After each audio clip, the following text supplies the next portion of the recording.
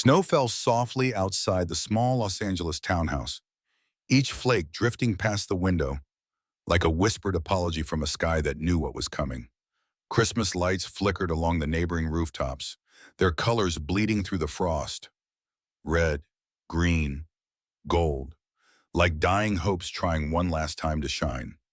Inside, the air smelled of roasted turkey and cinnamon candles, a feast prepared by hands that still believed in miracles. Claire Whitmore stood in the kitchen, 6 months pregnant, her belly round beneath a soft gray sweater. She adjusted the single candle at the center of the dining table, its flame dancing in the draft.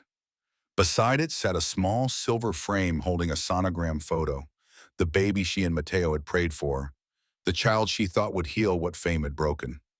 Her hands trembled slightly as she smoothed the tablecloth. Mashed potatoes steamed in a ceramic bowl. Cranberry sauce glistened in cut crystal her mother had given them as a wedding gift. Everything was perfect. Everything was ready. She wanted this night to be different, to be the moment they remembered who they were before the cameras, before the followers, before Matteo Russo became a name people whispered with equal parts admiration and fear. The front door burst open with a force that made the candle flicker violently. Matteo entered like a storm given human form. He wore a designer coat, black wool, Italian cut, the kind that cost more than most people's monthly rent. His phone was still live, the tiny red recording light glowing like a demon's eye. Behind him, the cold December air rushed in, carrying with it the scent of expensive cologne and something darker, ambition perhaps, or contempt. His followers were watching, thousands of them, their comments scrolling past in real time as he walked through his own front door like a conqueror returning from war. Sometimes, Matteo said into the camera, his voice smooth as silk over steel, you have to let go of what holds you back. He turned the lens toward Claire, who stood frozen mid-smile, her hand still on the candle. The flame caught in her eyes, making them glisten with something that might have been tears or simply the reflection of dying light. Matteo, she whispered, her voice barely audible over the hum of the heater. What are you doing? He turned the camera off with a deliberate tap, the red light vanishing. The silence that followed was somehow worse than any sound. He sighed loudly, as if her very existence exhausted him. Claire, I can't fake it anymore. She felt her heart drop, the baby inside her shifting as if sensing the danger. Fake what? Her voice cracked. This. He gestured around the room, the table, the food, the carefully hung garland she'd spent an hour arranging. His hands swept through the air with casual dismissal. You, this house, this baby. The word hung in the air like a curse. You're suffocating me, he continued, his tone flat, almost bored. I need to move on. Claire stepped back, her hand instinctively moving to her belly. The room seemed to tilt. Outside, children laughed as they built a snowman. Somewhere down the street, Silent Night played from a speaker. The world continued, indifferent to the shattering happening inside these walls. You're leaving me, she breathed. On Christmas? Matteo looked at her belly, his expression unreadable, then shrugged. It was the shrug that broke her, the casual indifference as if their life together, their vows, their unborn child were nothing more than an inconvenient business arrangement. You'll be fine, he said, already moving toward the bedroom. You always have that calm teacher thing. You'll manage. You promised, Claire whispered, tears now streaming freely down her face. You said we'd build something real. You said, I promised a life of purpose, he cut her off, his voice sharp now, commanding. And this? He gestured at her again, his hand moving in a dismissive arc. This isn't it. He disappeared into the bedroom, and she heard the sound of his Louis Vuitton suitcase being pulled from the closet. The zipper screamed in the quiet house. When he emerged, the bag was packed with the efficiency of someone who'd been planning this moment for weeks, maybe months. I've met someone who understands where I'm going, he said, not looking at her. Her name's Sienna. For a second, time stopped. Outside, the children laughed. The music played, the snow fell. And inside, Claire's world shattered so quietly you could almost miss it. She didn't scream. She didn't beg. She only reached for the sonogram photo and clutched it to her chest, her fingers white against the silver frame. Matteo zipped his bag with finality. I'll have my lawyer send papers after the holidays. Don't make this harder than it needs to be. Harder? Her voice was barely a whisper, but it carried the weight of every broken promise, every lie. You're walking out on your pregnant wife on Christmas Eve for a woman you've known 2 months. He finally looked at her, really looked at her, and what she saw in his eyes was worse than anger. It was nothing, absolute perfect indifference. She believes in my future, he said simply. You just want me to stay ordinary. Claire whispered through her tears, ordinary isn't failure, Mateo. Betrayal is. He laughed, short, cold, the sound of a man who'd already left long before his body followed. See, that's exactly why I'm leaving. He opened the door. The cold wind rushed in, extinguishing the candle in a single breath. Smoke curled up from the blackened wick like a ghost. Merry Christmas, Claire. Then he was gone, walking down the porch steps toward a waiting black Mercedes. Through the frosted window, Claire watched a woman in red lipstick smile from the passenger seat. Sienna Vale. Young, perfect, untouched by the weight of promises or the reality of sacrifice. The candle flickered once in the draft, then died completely. Claire sank to the floor, her hand over her belly, tears rolling silently down her cheeks as she whispered to the life growing inside her, I'll keep us safe, little one. I promise, I'll keep us safe. Her phone buzzed on the table, the sound harsh in the sudden silence. A text from an unknown number glowed on the screen. You don't know who you're married to. Don't cry. Just wait. Her eyes widened, fear mixing with the confusion. Who could that be? And how did they know? She looked toward the window where Mateo's car was pulling away, red taillights bleeding into the snowy night. Somewhere in the distance, church bells rang, calling the faithful to midnight mass. But inside the small townhouse on a forgotten Los Angeles street, faith had just died along with the candle, and all that remained was the cold, the dark, and a woman realizing she'd married a stranger who wore her husband's face. Morning light crept through the blinds, cold and merciless as judgment. The living room still smelled of burnt candles and untouched food. The turkey sat congealing on the counter, a monument to hope that had rotted overnight.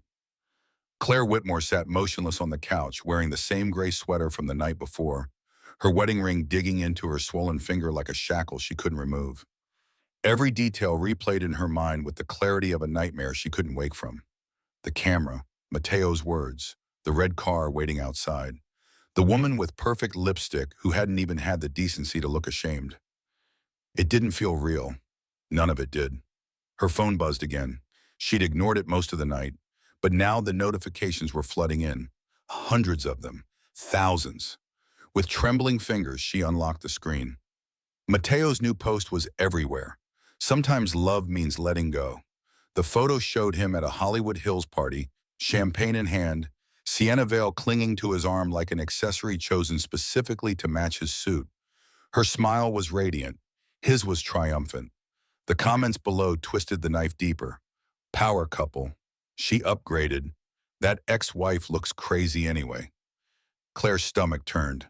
She ran to the bathroom and vomited, her body rejecting not just food but the reality itself. When she returned to the couch, she felt her baby kick for the first time that morning. It should have been joy. Instead, she broke into tears. I'm sorry you have to feel this, she whispered to her belly, her voice raw. I'm sorry you have to grow up knowing your father chose fame over you. The knock on the door startled her. She opened it to find Marjorie Russo, Mateo's mother, standing on the porch dressed in pearls and a designer coat, her expression colder than the December wind. Claire, Marjorie said without greeting, her voice carrying that particular tone wealthy women used when addressing those they considered beneath them. We need to talk. She didn't wait for an invitation, pushing past Claire into the living room. Her eyes swept over the scene. The untouched food, the rumpled blanket on the couch, Claire's tear-stained face, with the detachment of someone inspecting property damage. Mateo told me what happened, Marjorie continued, removing her gloves with precise movements. I warned you this would happen if you didn't support his career properly. Claire blinked, stunned into silence. Support? The word came out strangled. I gave up everything for him. My job, my city, my... Stop, Marjorie interrupted, her hand raised like a judge calling for order. You always had that quiet arrogance. You thought being sweet would be enough. My son needs a woman who pushes him forward, not one who drags him down into mediocrity. Dragged him down? Claire's voice trembled with rage and disbelief. He left me pregnant, Mrs. Russo, on Christmas. Marjorie sighed as if Claire were a child who didn't understand basic mathematics. You'll be fine, you're strong. But Matteo, he's destined for greatness. Real power. The kind that shapes cities, not just classrooms. She stepped closer, her perfume expensive and suffocating. You should sign whatever papers he sends. End things gracefully before people think you're clinging to something that was never really yours to begin with. Claire stepped back, and as she did, the wedding ring finally slipped off her swollen finger, falling to the hardwood floor with a soft, final clink. I won't be erased that easily, Claire said quietly, her voice steady despite the tears. Marjorie's eyes narrowed, something dangerous flickering behind the polished facade. Then you'll regret it. She turned and left, her heels echoing down the porch like the closing notes of a requiem. The sound faded into the morning, leaving only silence and the faint smell of her perfume lingering like a threat. After the door shut, Claire crumpled to the floor beside the fallen ring. She picked it up, the gold warm in her palm, and stared at it for a long moment before placing it on the mantel beside the sonogram photo. The unknown text from last night still haunted her. She opened her phone and stared at the message. You don't know who you're married to. Desperate, she'd opened her laptop. News outlets had already picked up Matteo's bravery. Headlines called him the influence broker who chose freedom. In one clip, he sat on a podcast, leaning back with that calculated confidence, saying, I had to step away from toxicity to protect my energy. Toxicity, he meant her, the woman carrying his child, the woman who'd sacrificed her career to support his rise. The pressure in Claire's chest grew unbearable. She grabbed her coat and stepped outside into the freezing air. The city felt foreign, hostile, as if Los Angeles itself had turned against her overnight. She walked aimlessly until she reached a small cafe near Melrose Avenue, the kind of place where nobody knew anyone and everyone pretended not to see each other's pain. The barista recognized her, not as Mrs. Russo, but from Matteo's vlog series where she'd once appeared, smiling, naive, playing the role of the supportive wife. You okay, ma'am? The barista asked gently, her eyes kind. Claire nodded weakly. Just tea, please. She sat by the window, staring at her reflection in the glass. Pale, broken, but somehow still breathing. Her phone buzzed again. Another message from the same unknown number. Don't reply. Just check your husband's business records. He used your name. Her heart stopped. She rushed home, grabbed the file cabinet they kept in the spare room, and pulled out their joint documents with shaking hands. She rifled through papers, tax returns, business registrations, partnership agreements. There it was, Whitmore Holdings, LLC, a name she hadn't heard in years. Her late father's name, Daniel Whitmore, founder of Whitmore Estates. The company had been dormant since his death 5 years ago. But here it was, active again, registered under Matteo Russo as managing partner. Her name listed as co-founder without her knowledge or consent. The dates told the story. Matteo had revived the company 2 years ago, using her father's legacy to secure loans, attract investors, build his empire of influence. Claire's breath hitched. She felt dizzy, nauseous. This wasn't just betrayal, this was theft, identity fraud, a violation so deep it made her physically ill. Her phone buzzed one last time that night. You don't need to chase revenge, you already own it. She stared out the window as snow began to fall again over Los Angeles. Rare, beautiful, cold. For the first time since Christmas Eve, she wasn't crying. She was thinking. Her hand moved instinctively to her belly, feeling the soft movements of the life growing inside her. This child would need a mother who knew how to fight, not with fists or screams, but with truth. Claire opened her laptop and began taking screenshots. Every document, every signature, every lie Matteo Russo had told using her dead father's name.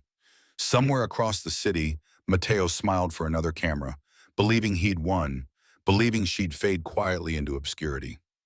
But Claire Whitmore was done fading.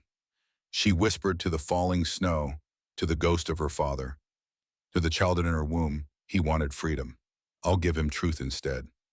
And truth, she was learning, had teeth. By the next evening, the world already had a new celebrity couple to obsess over. Matteo Russo and Sienna Vale were everywhere. Headlines, talk shows, glossy Instagram stories filled with champagne flutes and sunset selfies taken from penthouse balconies that overlooked the city like thrones. New Year, New Love, one headline read, accompanied by a photo of them kissing at a private New Year's Eve party in the Hollywood Hills. Sienna wore diamonds. Matteo wore victory like a second skin.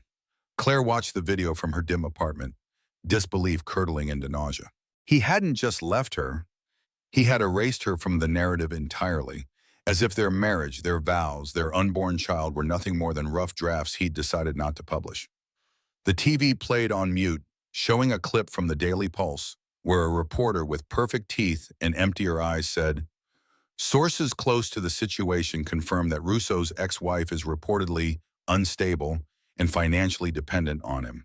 Friends say she refused to move on, clinging to a relationship that had long since ended. Claire's tea mug slipped from her hand and shattered across the floor, porcelain scattering like broken promises. Unstable? She whispered to the empty room. He had told them that, fed the narrative to the press like poison disguised as medicine. Every headline, every whispered rumor, every side eye she'd gotten at the grocery store, it was all him, orchestrating her destruction from behind the scenes while smiling for cameras. Then her phone rang, unknown number again. She hesitated, staring at the screen as it buzzed insistently. Finally, she answered. Mrs. Whitmore. The voice was female, calm, measured. The voice of someone used to delivering bad news with surgical precision. My name is Evelyn Grant. I used to work for your father. Claire froze, the phone pressed against her ear. My father? Yes, Evelyn continued. Daniel Whitmore, founder of Whitmore Estates. He was a brilliant man, and he loved you very much. Tears pricked Claire's eyes at the mention of her father. 5 years gone, but the grief still felt fresh as yesterday's wound. He left safety measures for you, Evelyn said, in case someone ever tried to exploit your name for gain. I've been monitoring the situation. What your husband has done constitutes fraud, identity theft, and financial manipulation. Claire's throat tightened. I didn't know. I swear I didn't. I believe you, Evelyn interrupted gently, but we need to act now before this becomes criminal liability on your end. Matteo Russo used your late father's dormant company to secure private loans. If he defaults, you take legal responsibility. The room spun. Claire gripped the counter to steady herself. That can't be true, she breathed. I'm afraid it is, Evelyn replied, but it's not too late. Meet me tomorrow morning, 10 o'clock, 5th Avenue, corner office. Bring everything you have. The call ended. Claire stood there for a long moment, the shattered mug glittering at her feet like fallen stars. She looked out the window at the city lights flickering in the distance, cold, indifferent, beautiful in their cruelty. She remembered Matteo bragging once, months ago, over dinner with investors she didn't know. He'd leaned back in his chair, swirling whiskey, and said with that trademark smile, I found an investor who loves legacy names. Whitmore sounds classy, doesn't it? She had laughed then, not knowing he meant her father's name, her inheritance, her blood. Now the memory made her sick. The next morning she dressed quietly, jeans, gray coat, no makeup. She looked at herself in the mirror and barely recognized the woman staring back, hollow-eyed, pale, but still standing. On the street, her reflection appeared in every storefront window as she walked, a ghost moving through a city that had already forgotten her name. Fifth Avenue towered around her, all glass and wealth and power. The building Evelyn had directed her to was sleek, modern, intimidating. Inside, the lobby smelled of leather and expensive coffee. Evelyn's office was on the 30th floor. When Claire stepped inside, she found a woman in her late 50s, silver hair pulled back in a severe bun, sharp eyes behind thin glasses, dressed in a tailored black suit that spoke of old money and older power. Sit, Evelyn said, not unkindly. Claire sat. You remind me of your mother, Evelyn said softly, studying her. Graceful, but too trusting. Claire swallowed hard. I didn't know he was using my father's company. I swear I didn't. I believe you, Evelyn replied, her voice steady. But we need to act before this becomes a criminal case with your name attached. You're not just his ex-wife, Claire. You're the legal heir of $1 billion trust. Claire stared. I don't want the money, I just want peace. Evelyn smiled faintly, something sweet and knowing in her eyes. Peace comes after justice, my dear. Never before. She turned her computer screen toward Claire. Dozens of documents appeared. Contracts, signatures, bank transfers, all bearing Mateo's name alongside hers, forged and filed without her knowledge. Evelyn pointed to one. This one's the key. It ties him directly to financial fraud using your father's legacy as collateral. When this goes public, his entire empire will collapse. Claire's hands trembled. If this gets out, his career is over. His reputation. Good, Evelyn said simply, her tone carrying no malice, only certainty. Men like him build thrones on stolen ground. It's time he learned what happens when the foundation cracks. Claire looked out the window at the winter sky, gray and heavy with the promise of more snow. Mateo's words echoed in her mind. You'll never be strong enough to fight me. She turned back to Evelyn. What do I need to do? Evelyn leaned back in her chair, fingers steepled. First, you stay quiet. Let him think you're broken. Meanwhile, I'll file the paperwork with the SEC. When the investigation goes public, you'll already be protected.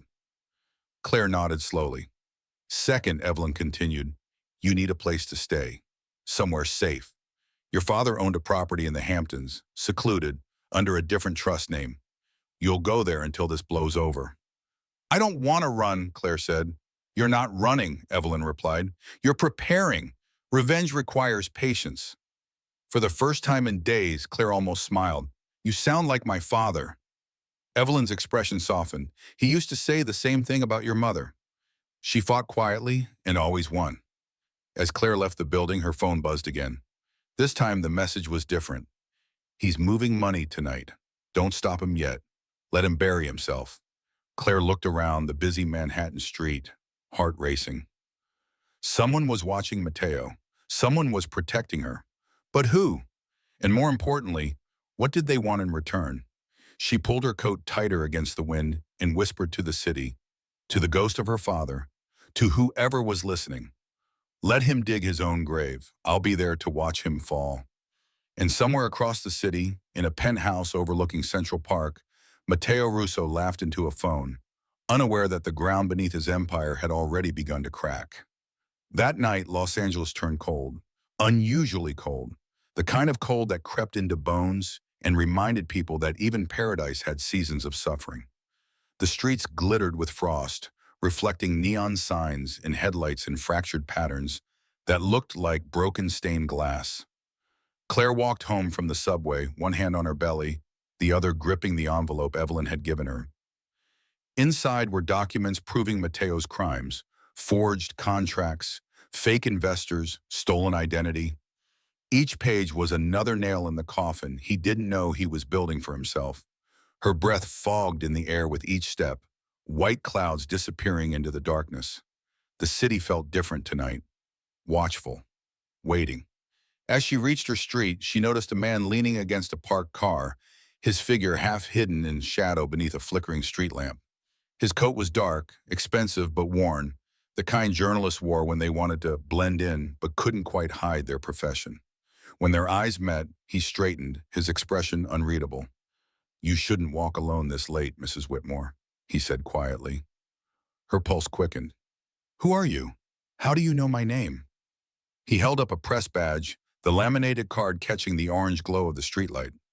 Miles Anderson, investigative journalist. I've been following your husband's activities for months. Claire froze, every instinct screaming at her to run, but something in his voice, tired, honest, almost sad, made her stay. You're the one texting me? She asked. He hesitated, then nodded. Yes, I needed to make sure you were safe before revealing myself. Safe from what? Her voice trembled despite her attempt at control. Miles glanced around, his eyes scanning the empty street with practiced caution. Matteo Russo isn't just an influence broker, Mrs. Whitmore.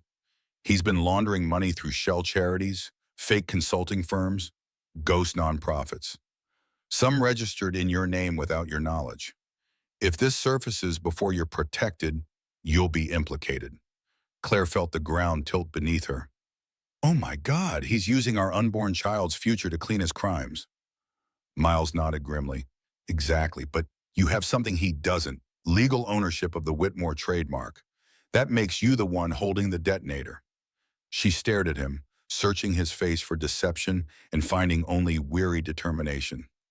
Why help me? What's in it for you? For a moment, his expression softened, something vulnerable flickering across his features before the professional mask returned.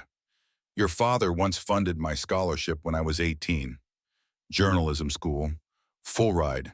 He didn't know me, didn't want recognition. He just believed in giving people chances.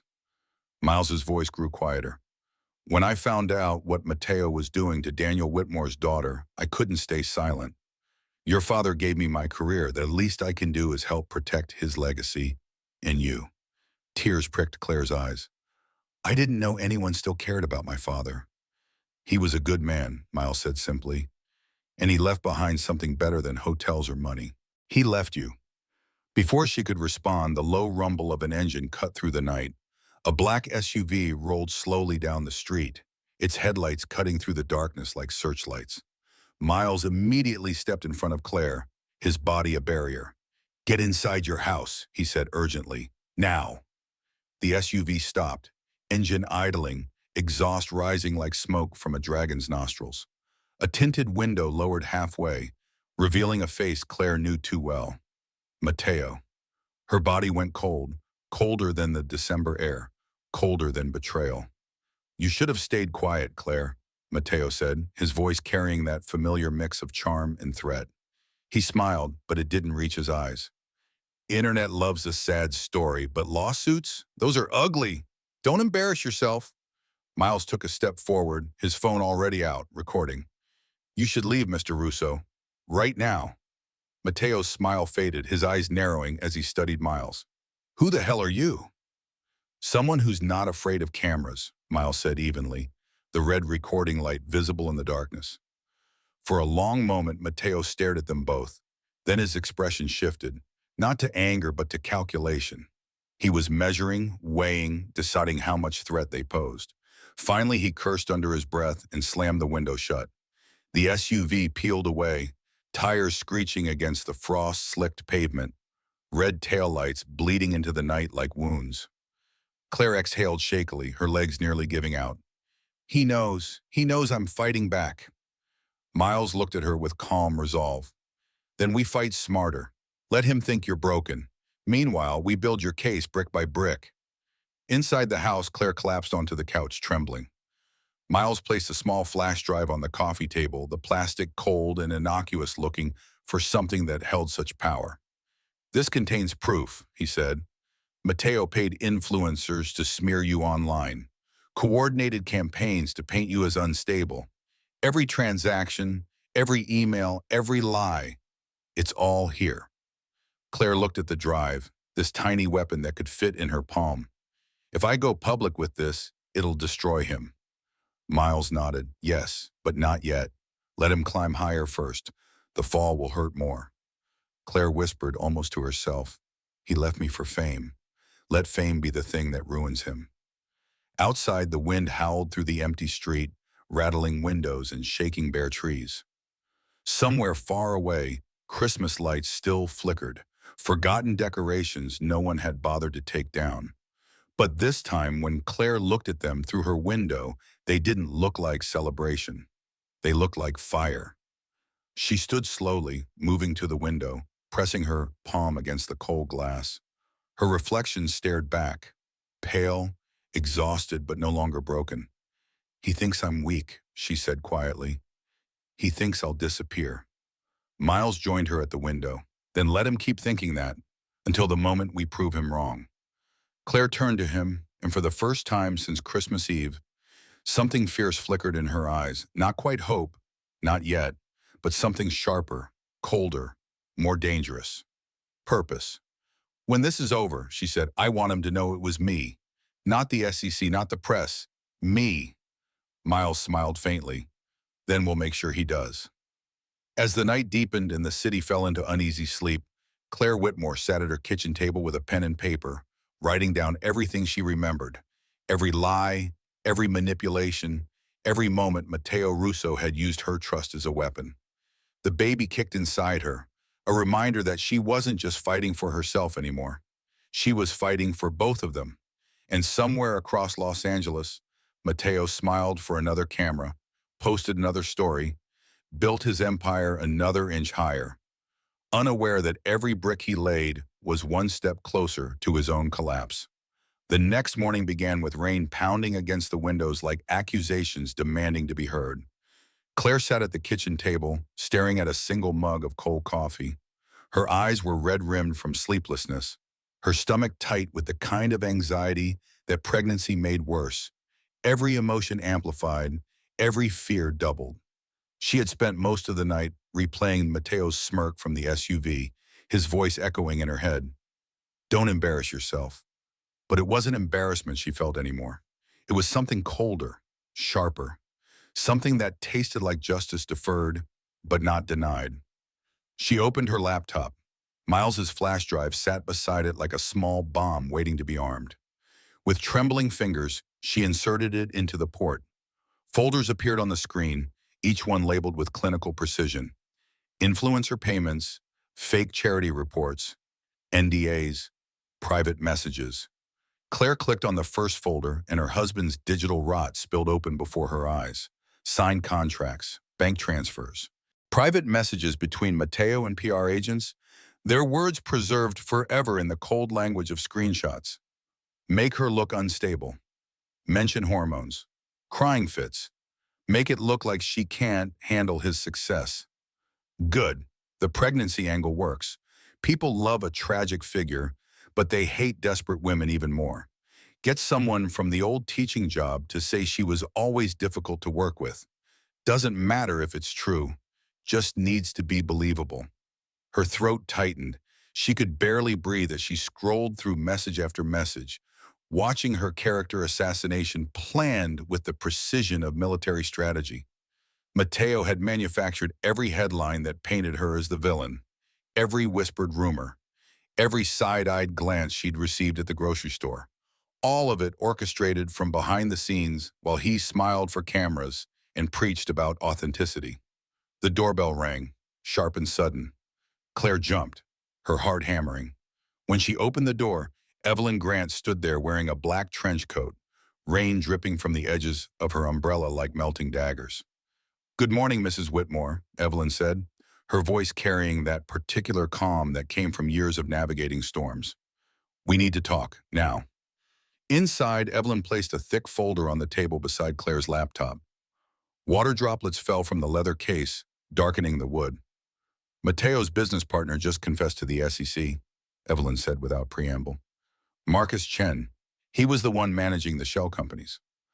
Apparently, Matteo promised him immunity in exchange for taking the fall, then reneged on the deal.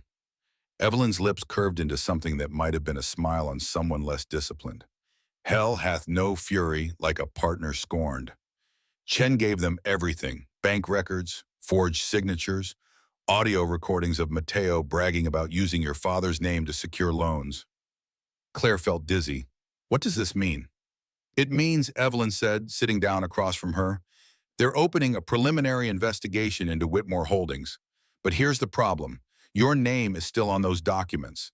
Until we prove you had no knowledge, you're legally vulnerable. So what do I do? Claire's voice cracked. You stay out of sight, Evelyn replied firmly. He'll come for you again, and this time not with words. Men like Matteo Russo don't lose gracefully. If he feels cornered, he'll lash out, and you're 6 months pregnant. You can't afford that risk. Claire's hand instinctively moved to her belly, protective. I can't disappear. I have a baby coming. I need to, which is exactly why you need to be safe. Evelyn interrupted gently. I'm moving you somewhere he can't reach, somewhere he doesn't know about. She slid a key across the table. Old brass, heavy, attached to a leather tag embossed with a single word. Haven. A private property your father owned in the Hamptons, Evelyn explained. Secluded, secure. It's under a trust name Mateo wouldn't recognize. You'll stay there until I say otherwise. Claire stared at the key. I don't want to run. You're not running, Evelyn said, her voice softening. You're preparing. Revenge requires patience, Claire. Your father understood that better than anyone. For the first time, Claire smiled faintly. You sound just like him. Evelyn's expression flickered, something vulnerable passing across her features before the professional mask returned. He used to say the same thing about your mother. She fought quietly, strategically. She never made a move until she knew she'd win. She stood buttoning her coat. Pack light. We leave in 2 hours. Miles will drive you. Miles? Claire looked up, surprised. He's already agreed, Evelyn said. You'll need someone you trust, and right now, that list is very short. Hours later, as Claire packed her suitcase, she felt her baby kick again, stronger this time. Insistent, she pressed her hand against the movement and whispered, We're going somewhere safe, little one. Just until it's time. Her phone buzzed, a text from Miles. Ready when you are. Taking the long route. No one will follow. She looked around the townhouse one last time, the place where she'd built a home, where she'd believed in love, where she'd learned the hardest lesson of her life, that some men wore masks so perfect, you never saw the monster beneath until it was too late. But she wasn't that woman anymore, the one who believed, the one who trusted.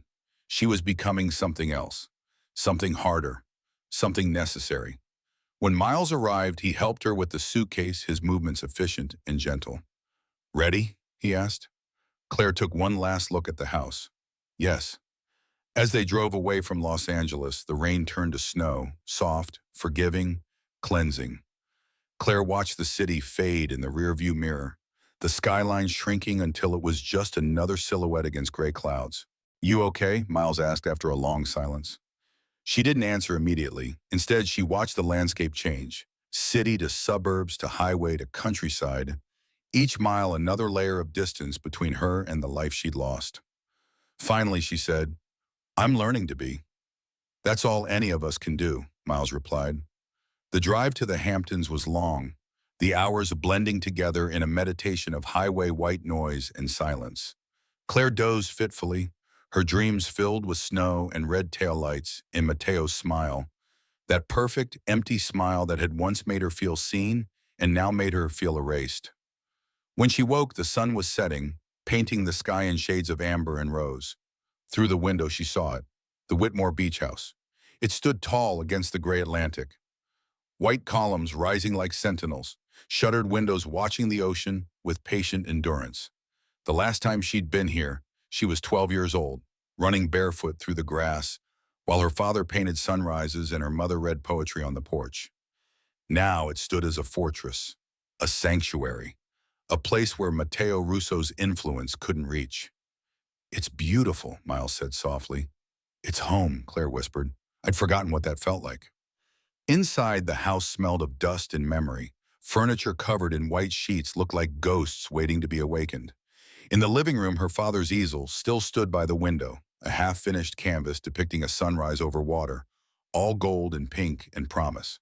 Claire ran her fingers over the dried paint, tears blurring her vision. He never finished it. Maybe you will, Miles said gently. They spent the afternoon cleaning, opening windows, letting cold air chase away the staleness. Miles chopped firewood while Claire unpacked boxes of clothes and baby things. The rhythm of ordinary tasks soothed something raw inside her. By sunset, a fire crackled in the hearth, filling the house with warmth. Over dinner, soup and bread from the small local market, they talked about everything except the past. Miles told stories from his early journalism days, chasing politicians through D.C. hallways, sleeping in his car to get the story first. Claire laughed for the first time in weeks. Really laughed. The sound surprised her. When the laughter faded, Miles looked at her seriously. You could start fresh here, you know, after this is over. Nobody around here knows you're that Claire Whitmore. You'd just be another woman raising a baby in a beach town. That's the plan, she said, smiling. No cameras, no drama, just us. Miles hesitated. You sure you want to do this alone? She met his gaze. I've been alone for a long time, Miles. The difference is now it's by choice. Outside, snow began to fall again, thick and soft, muffling the world in white silence. The ocean roared beyond the dunes, eternal and indifferent. Claire walked to the porch after dinner, wrapping a blanket around her shoulders. The night air was crisp, the stars sharp against the dark sky, like diamonds scattered on velvet. Miles joined her quietly. You know, he said, when I first met you, you looked like someone who'd forgotten how to breathe. Now you look like someone who finally remembers. Claire smiled, eyes glistening. I guess I finally remembered what air feels like. A moment passed in silence, filled only with the sound of waves and wind. Then her phone buzzed. She'd kept it off most of the drive, but now a new message glowed in the darkness. He's trying to reach you from prison contacts. Don't respond. Her heart skipped. She showed Miles the screen. Mateo, he said, not a question. Claire nodded, then powered the phone off completely and placed it face down on the porch railing. He doesn't get another word in my life. Miles smiled. That's the right kind of silence. As the snow piled higher, covering the dunes in white, Claire closed her eyes and whispered to the wind, to her father's ghost, to the child sleeping inside her. We're safe now. And for the first time in what felt like a lifetime, she truly believed it. But deep in the quiet Hampton night, far from cameras and chaos, a storm was still forming. One final test before peace could last. Because men like Matteo Russo didn't disappear quietly. They burned everything on their way down, and the fire was just beginning.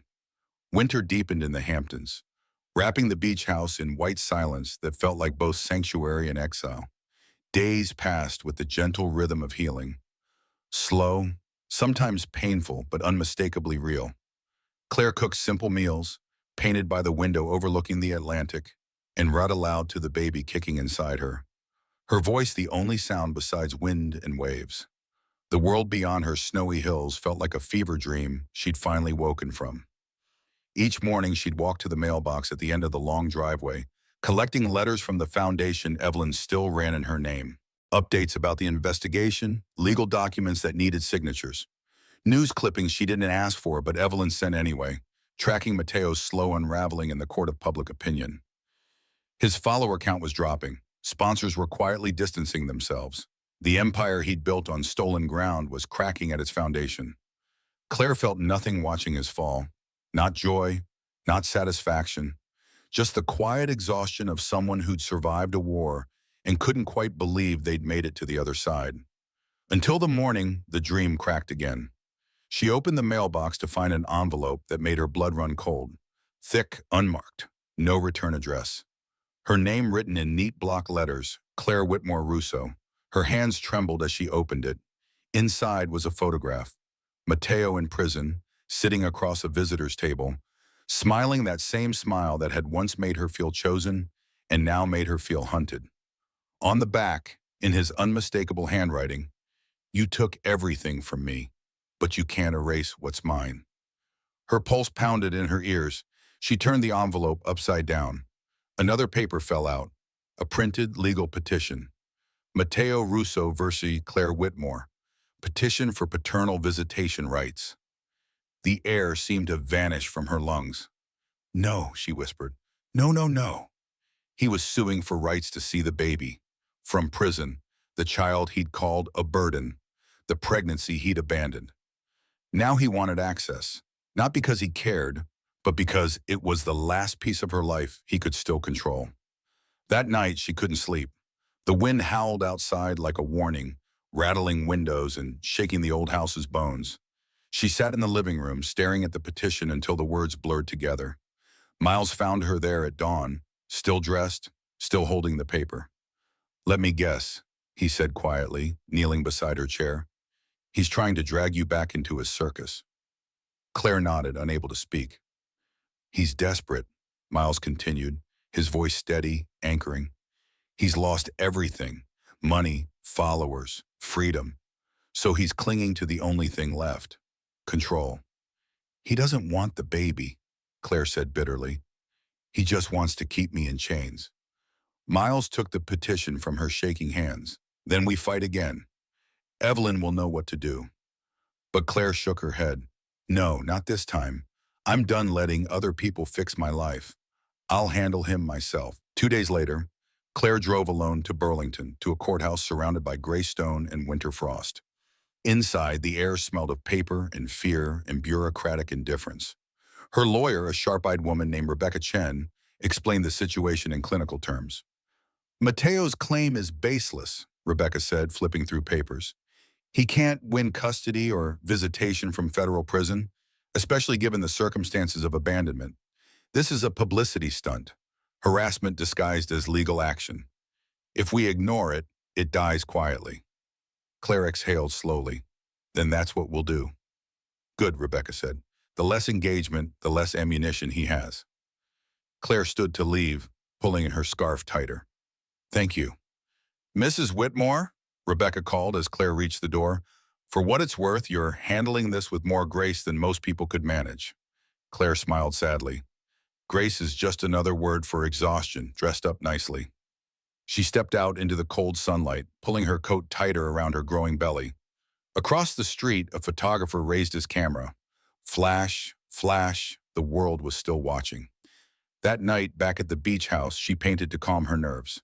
She picked up one of her father's unfinished canvases, the sunrise he'd never completed, and began adding color. Soft blues and golds, light breaking through darkness. When she was done, the image showed a woman standing in snow, holding a child, light blooming behind them like a promise finally kept. She smiled through tears.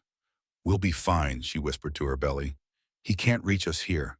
Not anymore. Just then, headlights swept across the window. A car slowed outside her gate. She tensed, heart racing, hand instinctively moving to her phone. But when the door opened, it was only Evelyn, stepping out into the snow, her coat dusted white, her expression concerned. I heard, Evelyn said, entering without needing invitation. The petition. I'm sorry, Claire. This wasn't supposed to happen. It's fine, Claire said, though her voice shook. It's handled. No, Evelyn replied firmly, it's not fine. But you handled it perfectly. That's what matters. She sat by the fire, warming her hands. The SEC investigation is moving faster than expected. They've found evidence of racketeering, money laundering, wire fraud. When this goes to trial, Mateo won't see daylight for years. Claire felt nothing. No triumph, no relief. Just the weight of knowing her child would grow up with a father in prison. I didn't handle it for me, Claire said quietly.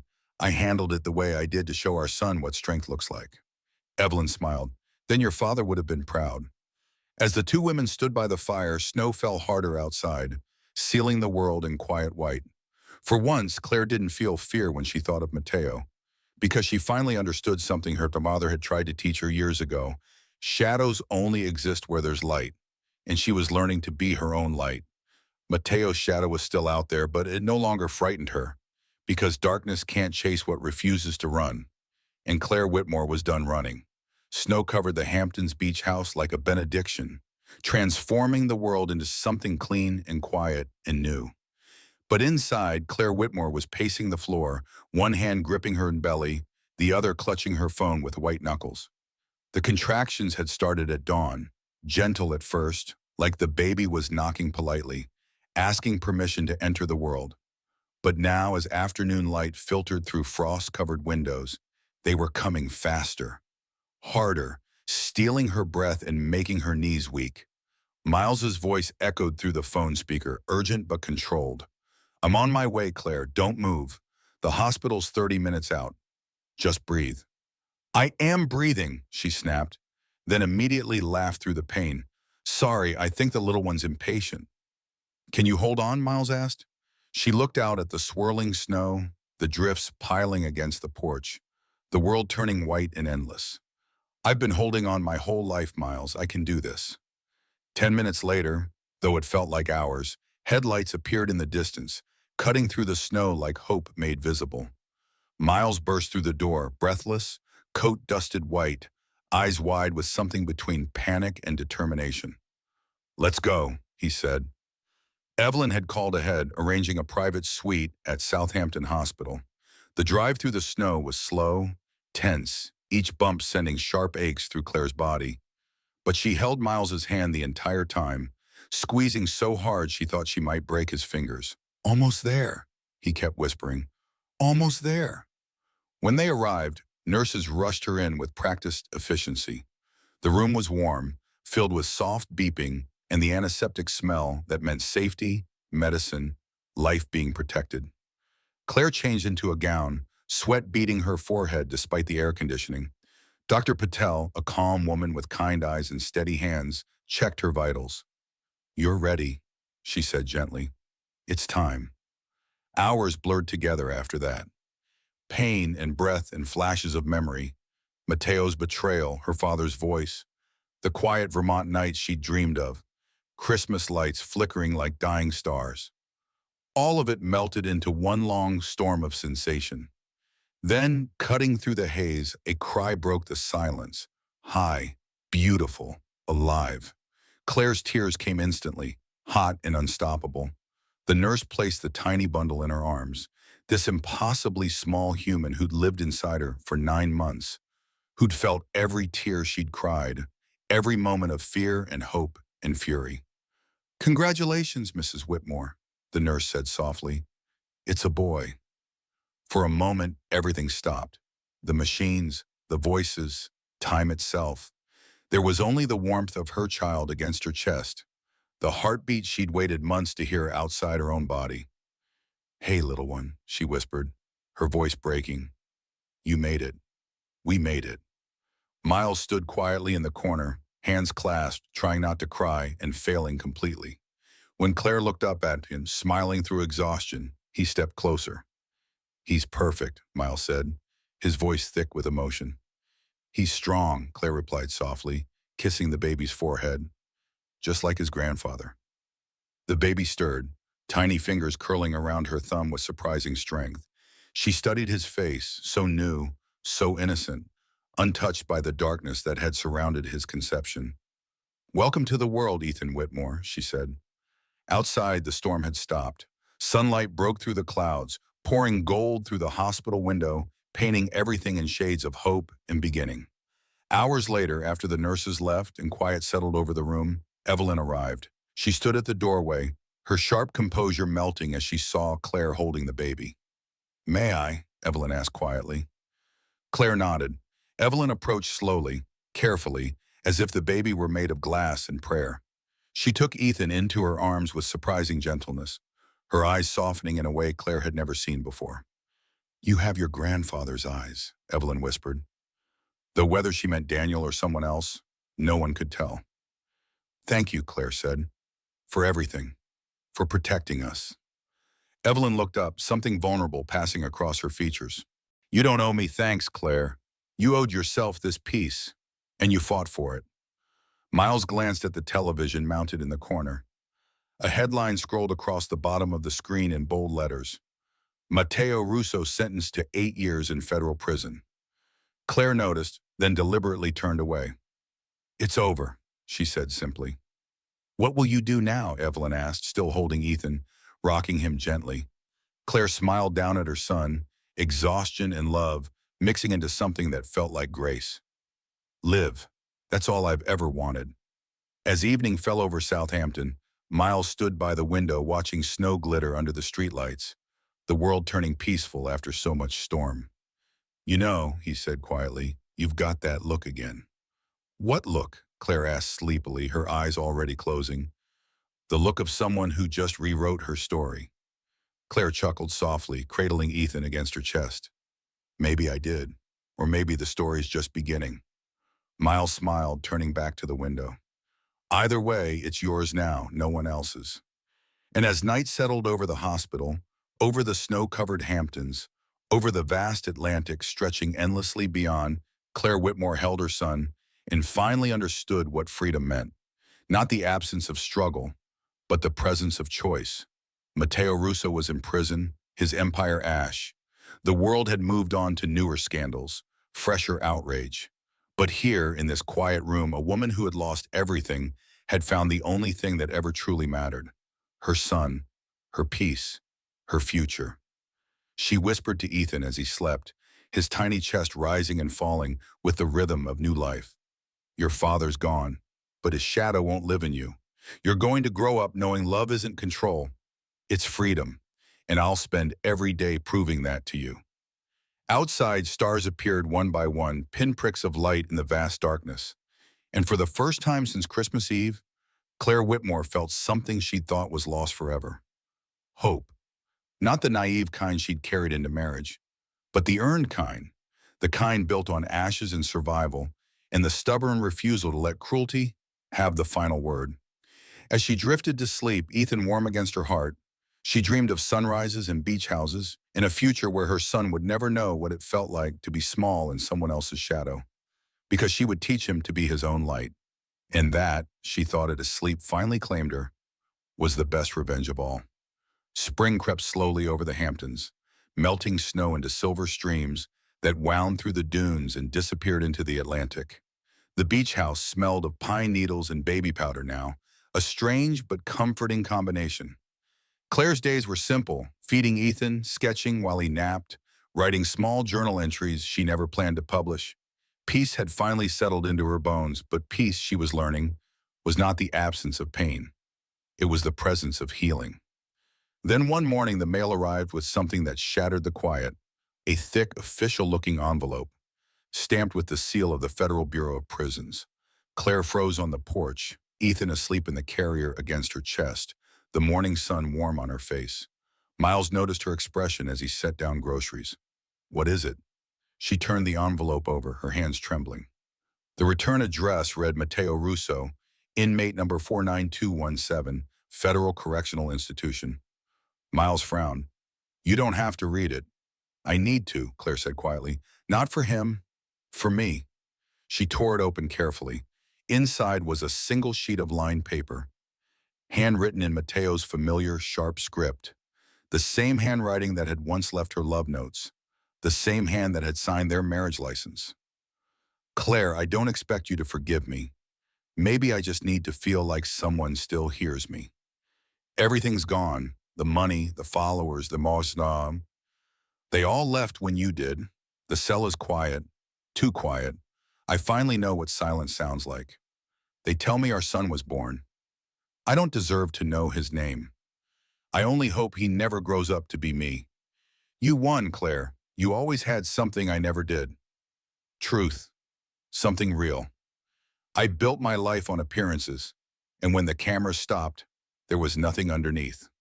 Just emptiness, wearing an expensive suit. Take care of him.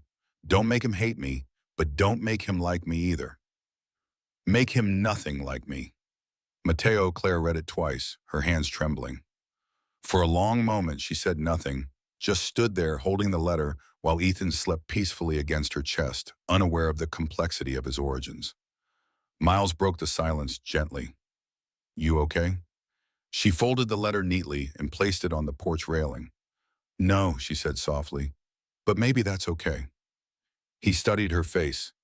"You could ignore it, burn it. You don't owe him a response." "I won't reply," she said, "but I'll keep it. Someday Ethan might ask about his father. When that day comes, he'll see the truth. Not a villain, not a victim, just a man who lost his way and never found it again." Miles nodded slowly. "That's kinder than I'd be." Claire smiled faintly. "Kindness isn't for him, Miles. It's for me, for Ethan. So we don't carry the weight of Matteo's choices forever." Later that afternoon, she took Ethan for a walk along the beach. The air smelled of salt and spring flowers. Sunlight filtered through clouds, painting the sand in shades of gold. Gulls cried overhead, diving for fish in the shallows. As she pushed the stroller, she found herself whispering to her son, "You'll never have to unlearn love the way I did, little one. I promise you that.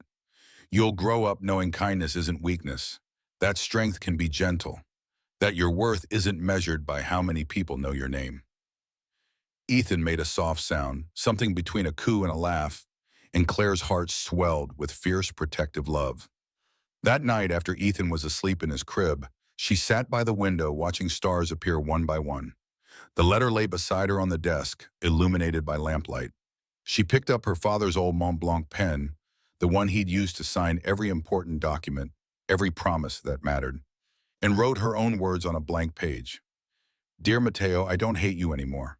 I don't love you either. Those emotions belong to a version of me that died on Christmas Eve. I've built something you couldn't. Peace. Not the kind that comes from winning or revenge, but the kind that comes from choosing myself, my son, our future. Ethan will grow up knowing strength doesn't come from breaking others, but from rebuilding yourself. He'll learn that power without integrity is just noise. And he'll understand that love isn't control, it's freedom. I hope you find a piece of that where you are, not for me, for you, because everyone deserves the chance to become better than their worst moment. But your story and mine, they ended the night you walked out that door. See, she didn't sign it with her name. She folded it once, then carried it to the fireplace. The paper curled, turned black, and vanished into ash and smoke. Miles found her staring into the flames, the orange light dancing across her face. You let him go, he said quietly. Claire nodded. Finally. How does it feel? She thought for a moment. Like breathing without weight on my chest. Outside, rain began to fall softly against the windows, washing away the last traces of winter. The sound was gentle, rhythmic, almost like a lullaby. And as she watched the fire fade to embers, Claire realized that forgiveness wasn't a gift to Mateo. It was freedom for herself. Freedom from the story he'd tried to write for her. Freedom to write her own ending. She stood, stretched, and walked to Ethan's crib. He slept peacefully, tiny hands curled into fists, his face the picture of innocent trust. Your father's gone, she whispered. And that's sad. But you get to be whoever you choose. No shadows, no scripts, just you. As she climbed into bed that night, exhaustion finally pulling her towards sleep, she thought about the woman she'd been on Christmas Eve. Broken, abandoned, believing she'd lost everything. That woman was gone too. In her place was someone stronger. Not because she'd survived Matteo Russo, but because she'd survived herself, the fear, the doubt, the voice that said she wasn't worth fighting for. She'd proven that voice wrong. And as rain drummed a soft rhythm on the roof, Claire Whitmore drifted into the first truly peaceful sleep she'd had in a year. Tomorrow would bring new challenges. Parenthood, uncertainty, the slow work of building a life from ruins. But tonight she was enough. Ethan was enough. This moment was enough, and that, she thought as sleep finally claimed her, was the greatest victory of all. Summer came early to Vermont that year, though Claire hadn't planned to leave the Hamptons. But when Evelyn mentioned Daniel Whitmore's old farmhouse, the one tucked into Green Hills hours north, the place Claire had spent childhood summers, something in her heart said home. The fields around the property were deep, endless green, and the air smelled of wildflowers and rain-soaked earth. Claire spent most mornings barefoot on the porch with Ethan asleep against her chest, now 6 months old, and full of laughter and stubborn eyes that reminded her of both herself and the man she'd once loved. Peace, however, remained fragile. One afternoon, as she rocked Ethan to sleep, her phone buzzed with an unexpected call. The screen showed a number she didn't recognize, New York area code. She hesitated before answering, Ethan's weight warm and trusting against her. Mrs. Whitmore? A man's voice, official, careful. This is Detective Hale from the Manhattan District Attorney's Office. I'm calling regarding Matteo Russo. Claire's pulse tightened instinctively. What about him? The detective paused, the silence heavy with unspoken weight. He's dead, ma'am. Suicide. It happened 2 nights ago in his cell. The world seemed to tilt. She didn't drop the phone, didn't cry, she just sat very still, the wind chimes on the porch, filling the silence that stretched between heartbeats. I see, she said finally, her voice surprisingly steady. Thank you for letting me know. We found a final note, Detective Hale continued gently. It was addressed to you. Would you like it forwarded? Claire closed her eyes, feeling Ethan's tiny heartbeat against her own. No, burn it. Understood. I'm sorry for your loss, Mrs. Whitmore. Thank you, she said, though she wasn't sure it was loss she felt. Something more complicated. Something that didn't have a name. She hung up and sat there for a long time, watching the mountains turn gold in the afternoon sun. That night she stood by the window long after Ethan fell asleep. The crickets hummed, and the world felt both heavy and weightless, like she was suspended between grief and relief, and neither fit quite right. Miles arrived 2 days later, having heard the news through Evelyn. He found Claire in the garden, hands in the soil, planting vegetables she'd probably never harvest. "You don't have to pretend this doesn't hurt," he said softly. "I'm not pretending," Claire replied, not looking up. "I just don't know what kind of hurt this is." He sat beside her in the grass, quiet and steady. "Maybe it's the kind that doesn't have a name." She nodded, her hands still working the earth. "He was a monster to me, Miles, but he was still human. Part of me will always wish he'd become something better." "That's because you're better than he ever was," Miles said simply. They sat outside as the sky turned orange with sunset. The mountains stood eternal and indifferent. Somewhere a hawk cried. Life continued as it always did, without asking permission. "You know," Miles said eventually, "you could tell Ethan the truth one day. Or you could let this end here. Let the ghost stay buried." Claire sighed, pulling her knees to her chest. "No, he'll know, but not yet. When he's old enough to understand, I'll tell him his father fell." But his mother stood back up. Miles smiled faintly. That's one hell of a way to honor him, by not letting his story end in darkness. A few weeks later, a package arrived at the farmhouse. Inside was a sealed legal notice. Mateo's remaining assets, what little the government hadn't seized, had been released to his next of kin. Claire almost sent it back unopened, but something made her look. Inside was a small flash drive labeled Legacy in Mateo's handwriting. Miles helped her plug it into her laptop. The screen flickered to life. It wasn't a video, just a folder full of letters Mateo had written from prison to people he'd wronged. Investors, employees, even Sienna Vale, the woman he'd left Claire for. They were apologies, handwritten, scanned, unfinished. Words struggling toward redemption that would never arrive. "He was trying," Miles said quietly. Claire nodded, tears sliding down her cheeks. Too late, but maybe not too late to mean something. She closed the laptop and exhaled slowly. "We'll make something good out of this." The next day, she contacted Evelyn and arranged for a new program through the Whitmore Foundation, a fund for rehabilitation and mental health support for men leaving prison, for people trying to become better than their worst moments. When the papers were signed, Evelyn looked at her with quiet admiration. "You're turning ashes into soil."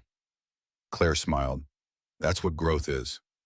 That night, she stood on the porch again, Ethan asleep in her arms, stars blanketing the Vermont sky like promises finally kept. "Your father's gone," she whispered to him, "but his shadow won't live in you. You'll grow up knowing mistakes don't define us. What we do after them does." And as fireflies danced through the summer dark, Claire finally felt what peace truly meant. Not forgetting the ghosts, but learning to let them rest, not erasing the past, but refusing to let it write the future. She pressed a kiss to Ethan's forehead and whispered one last promise to the night. "We survived. That's enough. That's everything." And somewhere in the distance, thunder rumbled softly, not a threat, but a reminder that storms pass, and what grows after is always stronger than what came before. Autumn returned to Vermont wrapped in red and gold, painting the mountains in fire and memory. It had been nearly a year since the gala, since the world watched Claire Whitmore's name dominate every screen, every whisper, every headline. Now she was just Claire again. No cameras, no scandals, no noise, only a mother, a woman, and a survivor learning how to live in the quiet after the storm. Ethan was almost 1 now, already wobbling on tiny legs across the porch, his laughter echoing through the farmhouse like sunlight made sound. Every time he smiled, Claire saw neither Mateo nor herself, just a new person, untouched by the darkness that had surrounded his conception, full of possibility she would protect with her life. She watched him chase fallen leaves, her sketchbook balanced on her knees. For the first time in forever, her art wasn't a way to hide from pain. It was a way to celebrate the quiet that came after. One afternoon, as she painted the mountains turning gold, a familiar car pulled into the long gravel driveway. Miles stepped out wearing his usual leather jacket and that grin that always seemed half amused, half worried. "Did I interrupt the Vermont piece?" he teased. "You're late," she said, smiling. "I thought journalists never sleep." "I retired," he said with a wink. "Or maybe I finally realized some stories aren't mine to tell anymore." He handed her a folder. Evelyn sent this. She wanted your signature for the new foundation branch, trauma recovery, counseling programs, scholarships. It's growing faster than anyone expected. Claire looked through the papers, humbled. I didn't expect this to turn into something real. Miles chuckled. Claire, people watched you turn your worst pain into purpose. That's as real as it gets. They sat on the porch together, the silence easy between them. Leaves whispered above. The smell of apple pie drifted from the kitchen window. You ever think about going back? Miles asked. To New York? To the city that saw my worst version? Claire said. No, I'd rather grow new roots here. He nodded, something unspoken passing between them. You've changed. So have you, she replied, studying him. You're not chasing headlines anymore. He smiled. Maybe I found one worth keeping. For a moment, the air between them shifted, not heavy like before, but gentle, warm, like possibility finally finding its moment. Claire looked away, cheeks flushed. You shouldn't say things like that unless you mean them. I always mean what I say, he replied quietly. Before she could answer, Ethan's giggle broke the tension. The little boy crawled toward Miles, clutching his pant leg with chubby hands. Miles lifted him easily, spinning him in the air. Ethan squealed with delight. He likes you, Claire said softly. Smart kid, Miles replied, but his eyes were on Claire when he said it. As the sun began to set, painting the mountains in impossible shades of amber and rose, Claire felt something she hadn't felt in years. Not quite love, not yet, but its possibility. The seed of something that might grow if given time and care. After dinner, she walked out to the porch alone, wrapped in her father's old wool cardigan. The wind rustled through the trees, carrying whispers of seasons changing, time passing, life continuing despite everything. Miles joined her quietly, 2 mugs of tea in his hands. You know, he said, handing her one, for someone who swore off attention, you've inspired half the country. I didn't mean to, she said. That's what makes it powerful. They stood in silence, looking up at the stars scattered across the Vermont sky like diamonds on black velvet.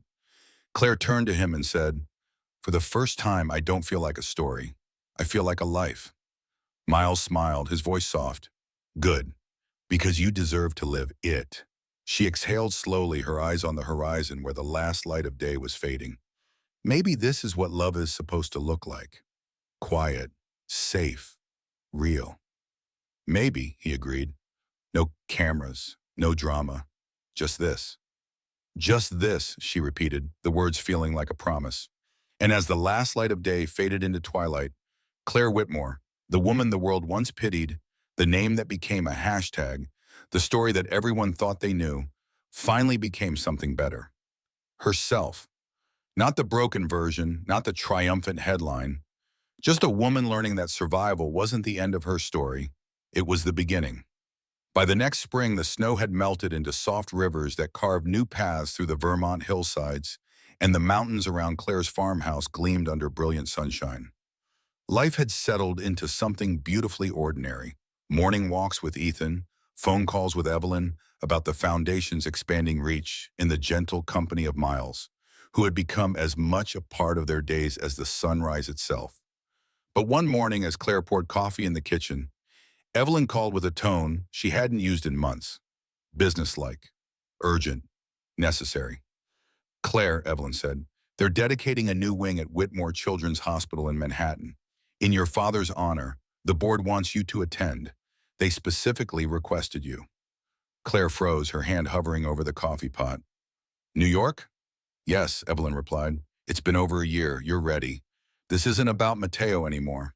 It's about you, your father, and what you've rebuilt from ashes.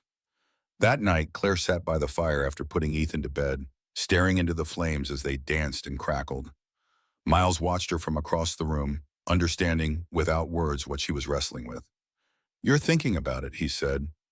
I swore I'd never go back, she murmured. Then don't go back to the past, he said gently. Go forward, into the place where it happened. Show them who you've become. 2 weeks later, she was on a train heading south, Ethan sleeping peacefully in the seat beside her, tiny hands clutching a stuffed bear.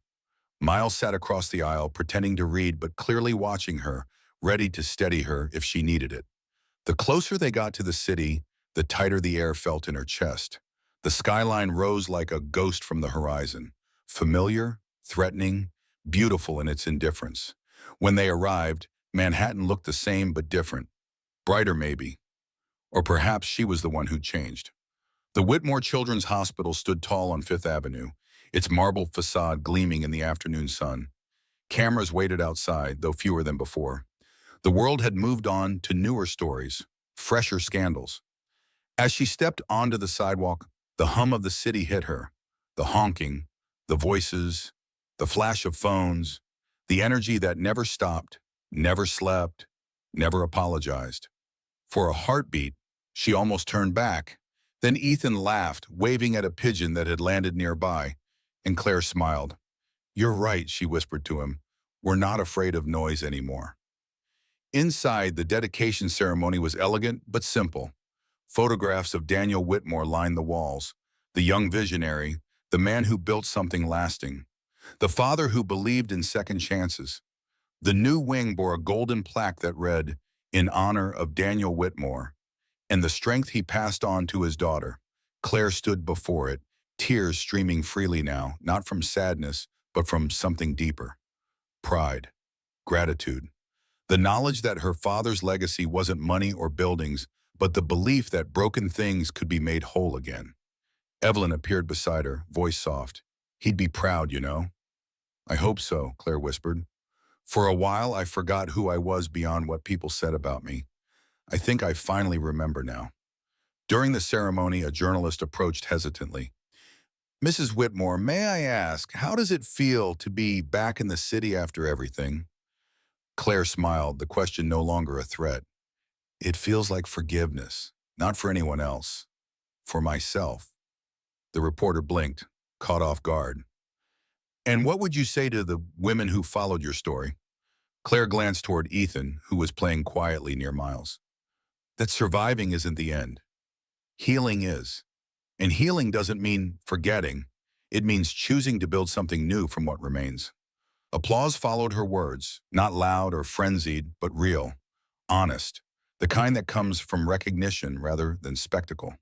For the first time, the cameras didn't feel like weapons. They felt like witnesses to peace finally earned. Later that night, after the event ended, she walked out to the hospital terrace overlooking the glittering skyline. The city spread beneath her like a sea of light, millions of stories happening simultaneously, indifferent to hers. Miles joined her, hands in his pockets. "You did it." Claire looked at the city that once broke her, the place where she'd lost everything and learned what she was truly made of. "No," she said softly, "we did." He reached for her hand, and this time, she didn't pull away. As the lights of Manhattan shimmered below them, beautiful, cruel, eternal, Claire realized something profound. The city hadn't changed. She had. She was no longer the abandoned wife, the tragic headline, the woman people pitied or celebrated depending on the algorithm. She was Claire Whitmore, mother, survivor, builder of new legacies.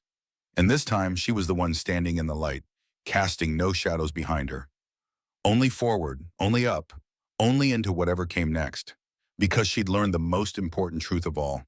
You don't heal by erasing the past. You heal by refusing to let it write your future. And her future, it was just beginning. The morning after the hospital dedication, the sun rose over Manhattan in soft gold, painting the city in shades of promise and possibility. From the penthouse suite Evelyn had arranged, Claire stood by the window with a cup of tea, watching the city come alive below. Ethan babbled on the floor beside her, playing with blocks, his laughter the only sound she needed. For the first time in over a year, she didn't look at New York as a battlefield. It was simply a city again. Noisy, alive, indifferent, beautiful in its chaos. Miles stirred awake on the couch, stretching with a groan. "You're up early." "I wanted to see it one more time," Claire said softly. "Before we go home." "Home," Miles repeated, testing the word. "Vermont?" She nodded.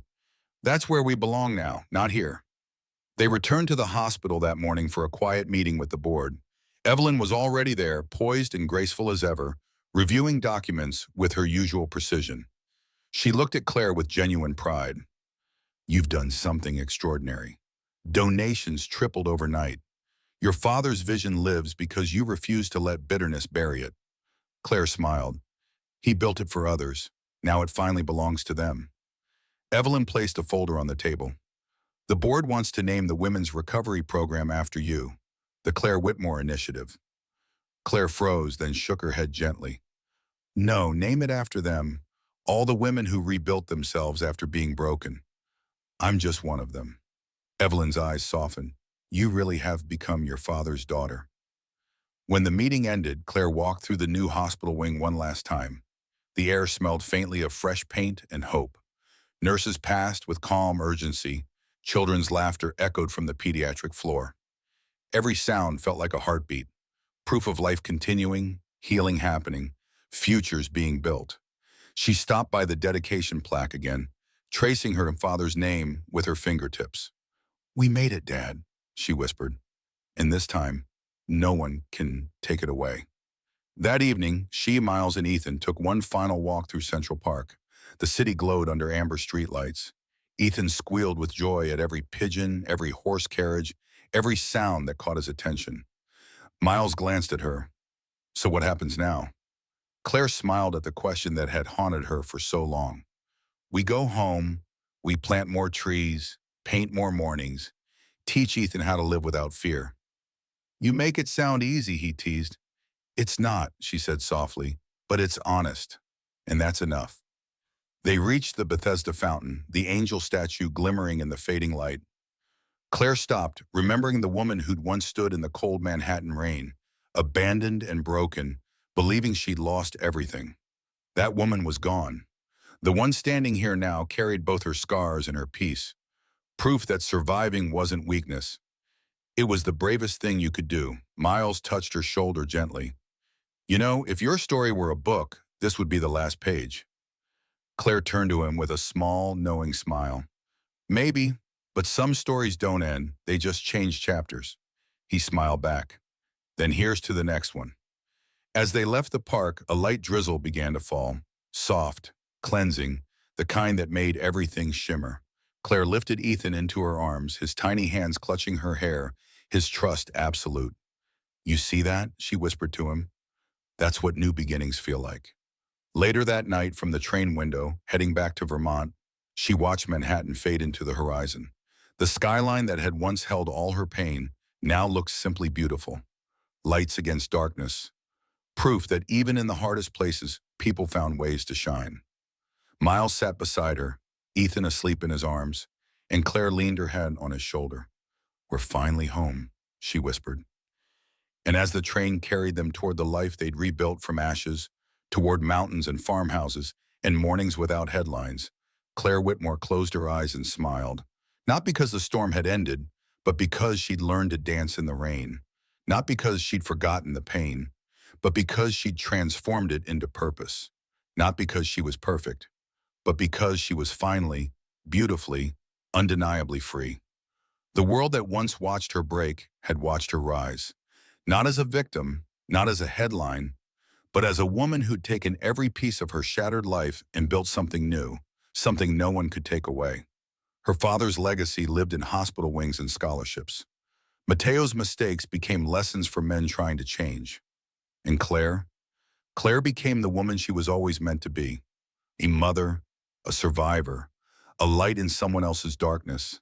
And as the stars appeared one by one outside the train window, she whispered a final truth into the night. Pain doesn't define you. What you do with it does. So the story has come to an end, dear friends. But if you've stayed with me until this moment, then perhaps something in Claire's journey touched your heart too. Maybe you've been through a storm of your own, betrayal, loss, or the kind of silence that feels endless. What this story reminds us is simple but powerful. We can rise again. As Marcus Aurelius once wrote, what stands in the way becomes the way. Every heartbreak, every fall is not punishment. It's preparation. Claire didn't win because life suddenly became kind to her. She won because she'd learned to be kind to herself. That's the real healing. Not revenge, not noise, but peace. So if you're walking through something heavy right now, remember, pain doesn't define you, it refines you.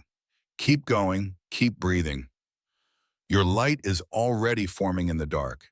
And if this story spoke to your heart, give it a like, share it with someone who needs hope tonight, and subscribe. Because here, we don't just tell stories, we remind each other that healing is possible. Thank you for being here, for listening, for believing that even broken things can become beautiful again. Until next time, may you find your peace, and may you always remember you are stronger than you know.